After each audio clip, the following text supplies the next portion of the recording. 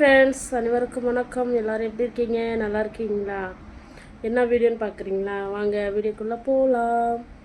என்ன வீடியோன்னு பார்த்தீங்க அப்படின்னா, என்னுடைய லைஃப்பில் ஒரு விஷயம் நடந்துச்சு ஃப்ரெண்ட்ஸ். இப்போது 4 நாளாக நானும் சொல்லணும்னு நினச்சேன். என்னால் சொல்ல முடியல. இன்றைக்கி தான் எனக்கு டைம் கிடச்சிருக்கு.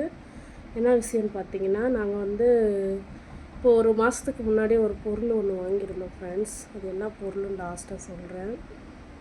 என்ன பொருள்னு பார்த்தீங்கன்னா, கடைக்கு போயிட்டு வாங்கிட்டு வந்தோம். அது 2வது எங்களுக்கு பிடிக்கல. இன்றைக்கி போகலாம், நாளைக்கு போகலாம் அது மாற்றுறதுக்கு அப்படின்னு சொல்லிட்டு போகவே இல்லை. ஒரு மாதம் ஆயிடுச்சு ஃப்ரெண்ட்ஸ். அப்புறம் போயிட்டு நாங்கள் கேட்டோம். அவங்க இருந்துட்டு கொஞ்சம் கோவமாக மாற்ற முடியாதுன்னு சொன்னாங்க. சரிங்க, இவ்வளோ நாள் கழித்து எடுத்துகிட்டு வரேன்னு கோயிச்சுக்காதீங்க, மாற்றிக்கிங்க, எங்களுக்கு வேறு ஒரு பொருள் கொடுங்க அப்படின்னு சொல்லி நாங்கள் கேட்டிருந்தோம். சரி அப்படின்னு சொல்லிவிட்டு அவங்களும் சொல்லிட்டாங்க. நாங்கள் எடுத்துகிட்டு போய் நாங்கள் வாங்கிட்டு வந்த பொருள் நாங்கள் கொடுத்துட்டோம் ஃப்ரெண்ட்ஸ். அதுக்கப்புறம் என்னான்னு பார்த்தீங்கன்னா, நாங்கள் கேட்குற பொருள் அவங்கக்கிட்ட இல்லை, ஒரு வாரம் கழித்து வாங்க அப்படின்னு சொல்லிட்டாங்க. சரின்னு சொல்லி நாங்கள் எடுத்துகிட்டு போய் கொடுத்துட்டு ஒரு வாரன்றது ஒரு 10 நாள் 15 நாள் ஆயிடுச்சு ஃப்ரெண்ட்ஸ். அதுக்கப்புறம் நாங்கள் போனோம். 15 நாள் கழித்து போனால் அந்த பொருள் அங்கே இருந்துச்சு. நாங்கள் என்ன சொன்னோம், அவங்க எக்ஸ்ட்ரா காசு கேட்டிருந்தாங்க. எங்ககிட்ட இப்போ காசு இல்லைங்க, ஏதோ கொஞ்சம் காசு கொடுக்குறோம் அப்படின்னு சொன்னோம். அவங்க சரின்னு சொல்லி சொல்லாமல் டக்குன்னு எடுத்துட்டா என்ன பண்ணாங்கன்னா, நாங்கள் உங்கள் பொருள் நாங்கள் வாங்கிக்க மாட்டோம், நீங்கள் கொடுத்த பொருள் வாங்கிட்டு போங்க, நாங்கள் கொடுக்க மாட்டோம், நீங்கள் கேட்ட பொருள் நாங்கள் கொடுக்க மாட்டோம், நீங்கள் ஏற்கனவே வாங்கின பொருள் எடுத்துகிட்டு போங்கன்னு சொல்லிட்டாங்க.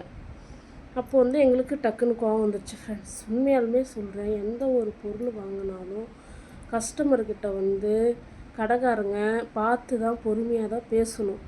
அவங்க என்ன பண்ணிட்டாங்கன்னா டக்குன்னு கோவப்பட்டாங்க. அப்போ எங்களுக்கும் கோவம் வந்துடுச்சு ஃப்ரெண்ட்ஸ். என்னுடைய லைஃப்லேயே ஃபஸ்ட்டு டைமு இப்போ நாங்கள் கோவப்பட்டதே அப்போ தான்.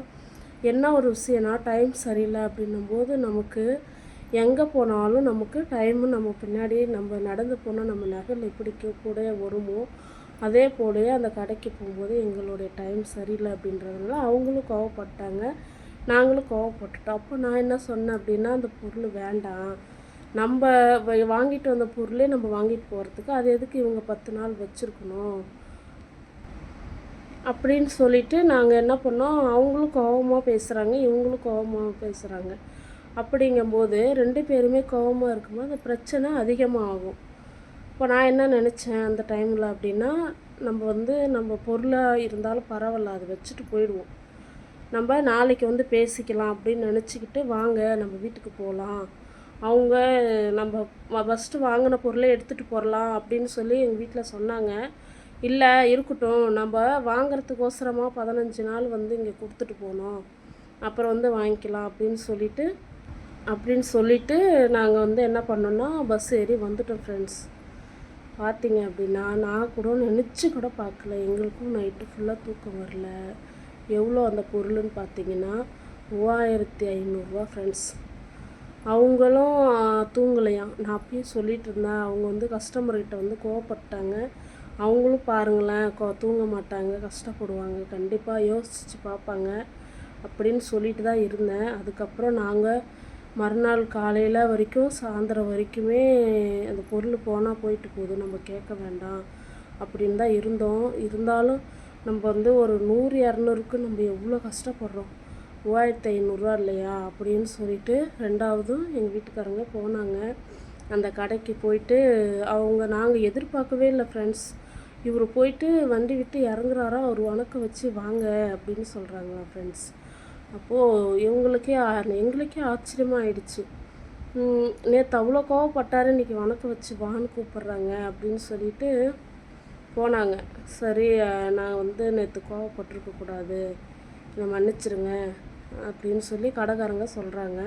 இவர் இருந்துக்கிட்டு சரிங்க பரவாயில்ல, நாங்களும் தான் கோவப்பட்டிருக்கக்கூடாது, பரவாயில்லைங்க அப்படின்னு சொன்னோடனே கடைக்காரங்க கேட்ட காசை இவர் கொடுத்துட்டு, பொருள் நீங்கள் எடுத்துகிட்டு போங்க, நீங்கள் எக்ஸ்ட்ரா வேறு பொருள் கேட்டதே நீங்கள் எடுத்துகிட்டு போங்க, அந்த பொருளை எடுத்துகிட்டு போங்க, என்னை மன்னிச்சிருங்க, கஸ்டமர்கிட்ட நான் கோவப்படக்கூடாது தான், தப்பு தான் அப்படின்னு சொல்லி கடைக்காரங்க கேட்குறாங்க.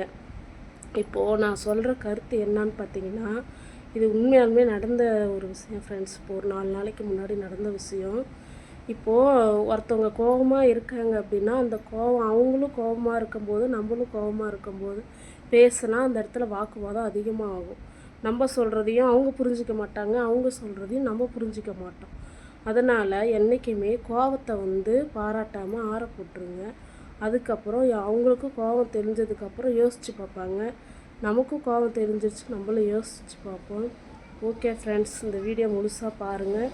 பார்க்குறவங்க லைக் பண்ணுங்கள், கமெண்ட் பண்ணுங்கள், லைக். ஓகே, பாய்.